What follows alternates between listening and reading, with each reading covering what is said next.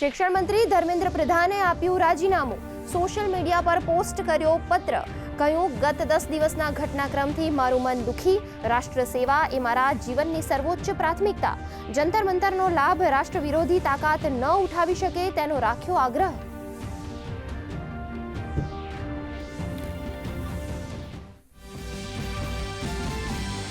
મેઘરાજાએ ઉત્તર ગુજરાતને ઘમરોળ્યું, પાટણ જિલ્લાના રાધનપુર સાંતલપુર વિસ્તારમાં તારાજી, રાધનપુર લોદરા મોરવાડા સહિત 3 માર્ગો પર અવરજવર બંધ, સોઈનું લોદરા ગામ પાણીમાં ગરકાવ, સાંતલપુરનું ગઠા ગામ સંપર્ક વિહોણું।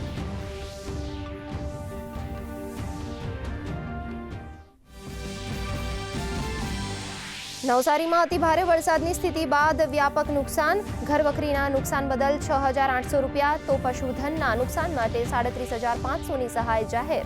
નાયબ મુખ્યમંત્રી અને CR પાટીલે ડિઝાસ્ટર કંટ્રોલ રૂમ ખાતે યોજી સમીક્ષા બેઠક, PM મોદી ગૃહમંત્રી અને મુખ્યમંત્રી સ્થિતિ પર રાખી રહ્યા છે નજર। પાટણ, સુરેન્દ્રનગર, ધોળકા સહિતના વિસ્તારોમાં રાહત અને બચાવ કામગીરી યુદ્ધના ધોરણે, પાટણના સમી તાલુકાના વાહેદપુરા ગામે તળાવ ઓવરફ્લો થતા 80 લોકોનું કરાયું રેસ્ક્યુ, પાટડીમાં જળમગ્ન થયેલા રસ્તાઓમાંથી સગર્ભાને તાત્કાલિક સારવાર માટે ખાટલામાં બેસાડી કરાઈ હોસ્પિટલ પહોંચાડાઈ।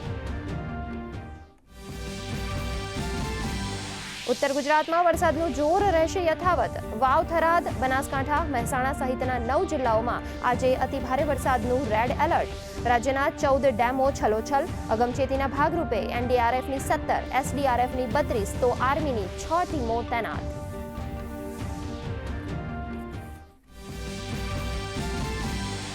આસામમાં પૂરને કારણે સ્થિતિ વિકટ, રાહત શિબિરોમાં 1 લાખથી વધુ લોકોએ લીધો આશ્રય, શિવસાગર, ચરાઈદેવ અને જોરહાટ જિલ્લાઓ સૌથી વધુ પ્રભાવિત, પૂરને પગલે મૃત્યુઆંક વધી 61 પર પહોંચ્યો।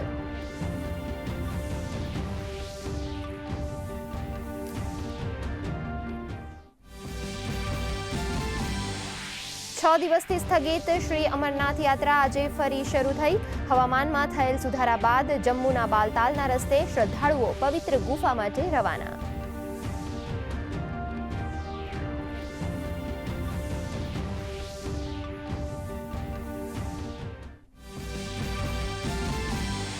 તો ભારત અને ઝિમ્બાબ્વે વચ્ચે આજે 3 મેચની શ્રેણીની બીજી T20 મેચ, સિરીઝ પર કબજો મેળવવાના ઈરાદે ભારત ઉતરશે મેદાનમાં, ભારતીય સમય મુજબ સાંજે 4:30 વાગે શરૂ થશે મેચ।